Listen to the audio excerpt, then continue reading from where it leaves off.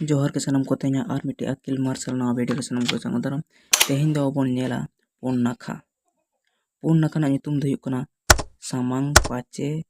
एतोम और कोने सामांग दो हुयुग कना पूर्व नाखा से इंग्रजी दो ईस्ट को मेतावक कना पाचे दो पश्चिम नाखा मेन दो इंग्रजी दो वेस्ट को मेतावक कना जहां दो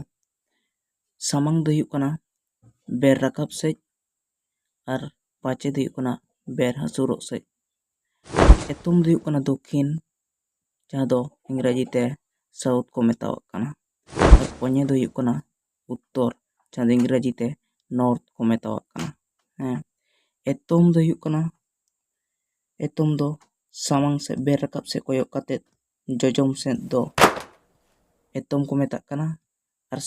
बेर राकाब से कोयक काते लेंगा धारे दो को मेतावक कना।